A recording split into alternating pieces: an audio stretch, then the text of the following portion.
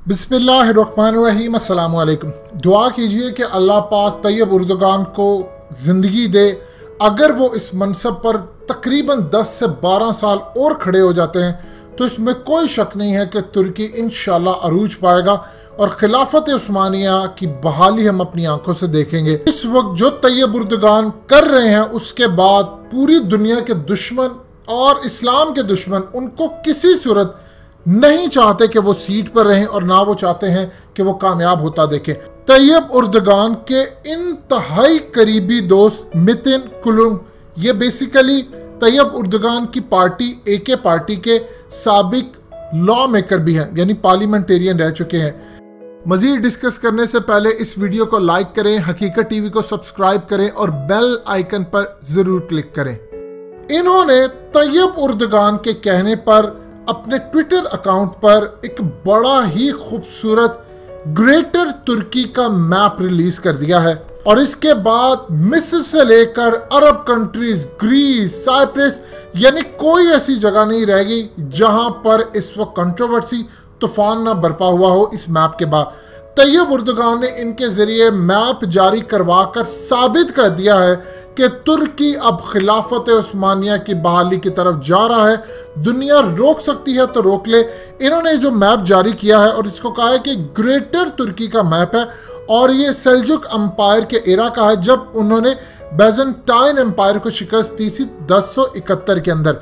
अब आप इस मैप को अगर देखते हैं तो इसमें तुर्की के अलावा ग्रीस, बल्गारिया, साइप्रस, शाम, इराक, आर्मीनिया और जॉर्जिया, ये तमाम आपको नजर आते हैं। लिबनान के हिस्से नजर आते हैं और ये क्लियरली उन्होंने इंडिकेशन दे दी है कि अब तैयब उर्दगान जा रहे हैं खिलाफत उस्मानिया की बहाली की तरफ। ये जरा आज के बड़े बड़े अखबारात और जो चल रहे हैं उनकी जरा हेडलाइंस देखिए। ये मॉडर्न पॉलिसी का देखिए कि तुर्की ऑटोमन अंपायर बहाल करवाने जा रही है और नॉकिंग ऑन द डोर, यानी आप अंदाजा कर लीजिए, वो तो इसको बुरा कहते हैं। पूरी दुनिया के अंदर इस खबर ने तहलका मचाया हुआ है, लेकिन पाकिस्तान में उसकी बात गश्त बिल्कुल सुनाई नहीं देती।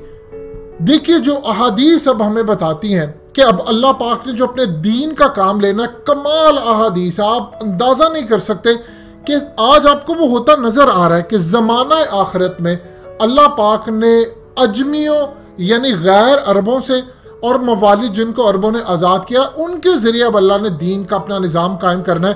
आज आप अगर देखते हैं तो अरब कंट्रीज़ की क्या हालत है इस वक्त। अरब मुकम्मल तौर पर इस्लाम दुश्मन ताकतों के साथ बिल्कुल मिल चुके हैं। इसराइल के साथ, अमेरिका के साथ, भारत के साथ, ये आपके सामने हो रहा है, वो तस्लीम करें। असल में सूरत हाल ये है, कुछ अर्सा पहले तुर्की में एक ड्रामा चला था जिसका नाम था मैग्निफिसेंट सेंचुरी। ये ड्रामा हिस्टोरिकल टीवी सीरीज थी जो कि ऑटोमन अंपायर के ऊपर मुश्तमिल थी, लेकिन इसके अंदर हिस्ट्री को तोड़ मड़ोड़ कर गलत अंदाज में पेश किया। तैयब उर्दगान ने इसको बहुत ज़्यादा क्रिटिसाइज किया। अब तैयब उर्दगान के आने के बाद आप ये देखिए कि किस्सा इर्तुगरुल गाजी, ये सब कुछ हो रहा है। अब इन्होंने पहली मरतबा ग्रेटर तुर्की का मैप जारी किया, ऑटोमन अंपायर का नहीं किया, इस ध्यान में रखिएगा।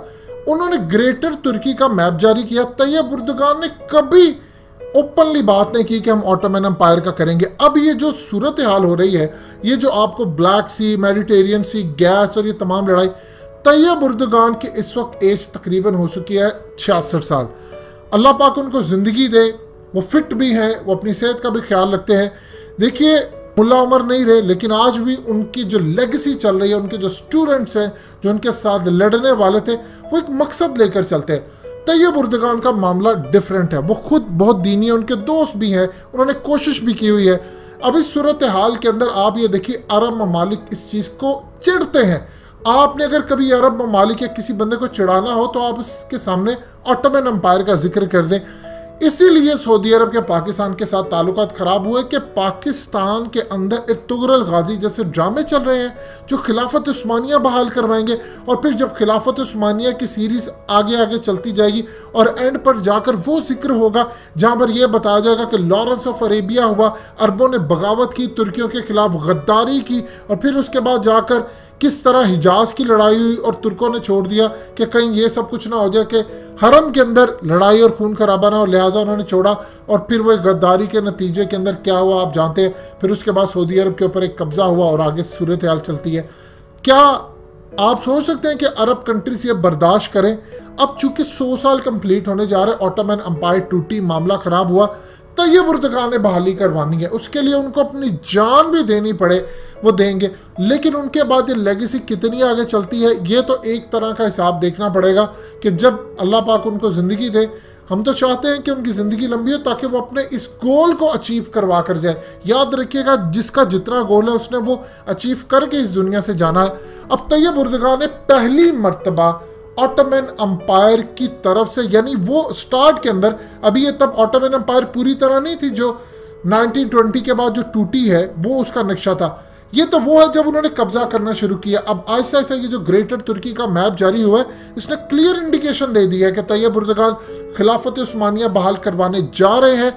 इसके लिए उनको एड़ी चोटी का भी जोर लगाना पड़े वो लगा देंगे। चाहे ये ज़रा आप ग्रीस की टाइमलाइन देख लें कि वो कितने डरे हुए हैं इस वक्त कि तैयब उर्दगान ने जो अपना नक्शा जारी किया जिसके अंदर ग्रीस भी आता है और सब ममालिक आते हैं, फिर उसके बाद उन्होंने वो नक्शा भी जारी करना है जिसके अंदर सऊदी अरेबिया, अरब कंट्रीज के पार्ट आते हैं और आगे चलते हैं। और एक चीज़ ध्यान में रखिएगा, कभी आपको तुर्की की तरफ से गज़वा हिंद की जो हदीस है उसकी मुखालफत होती नज़र नहीं आएगी। जो सऊदी अरब के ज़ेर असर या अरब कंट्रीज के ज़ेर असर मकतबा फ़िक्रिया उलमा किराम है, वो आपको इसकी मुखालफत करते नजर आएंगे। क्योंकि जब गज़वा हिंद का जिक्र होगा तो याद रखिएगा, जो डॉक्टर इसरार अहमद कहते थे कि तुर्की, पाकिस्तान, ईरान और अफगान तालिबान यहाँ से अब अल्लाह पाक ने अरूज देना है, वो इस हदीस का हवाला देते हुए अजमियों वाली और जो गैर अरब है जिनको आज़ाद कराया गया मवाली, उनकी बात करते थे। अब उस सूरत हाल में जब गज़वा हिंद की बात होगी तो साथ एक हदीस और भी लगती है कि अरबों का ज़बाल वहाँ पर तबाही, क्योंकि उनकी तबाही होगी तो यहाँ पर अरूज शुरू होगा, तो फिर वो फौजें जाएंगी शाम में लड़ने के लिए। तो इस सूरत हाल के अंदर जो उनके इन्फ्लुएंस के अंदर है वो इस हदीस को डिस्कस भी नहीं करना चाहते। आज ये आपको सऊदी अरब या अरब कंट्रीज के अंदर कहीं डिस्कस होती नजर नहीं आएगी, लेकिन तुर्की चूंकि वो समझता वो इसका पार्ट बनेगा, लिहाजा वो एतराज नहीं करता। इसलिए आपको पाकिस्तान में बहुत सारे लोग जो गज़वा हिंद की हदीस का इनकार या कमज़ोर कहते नजर आते हैं, ये वो है जो अरब कंट्रीज के ज़ेर असर है। लिहाजा एक चीज़ याद रखिए, कोई इनकार करे या ना करे फ़र्क नहीं पड़ता, इस्लाम का अरूज इंशाअल्लाह होगा। और अब अल्लाह पाक ने पाकिस्तान और इन खित्तों के दरमियान जिनको रखा है, इन्हीं के जरिए अब इस्लाम का अरूज होगा। दोस्तों, हकीकत टीवी को सब्सक्राइब करना मत भूलिए, वीडियो को लाइक करें, शेयर करें और कमेंट सेक्शन में अपनी राय का इजहार जरूर करें।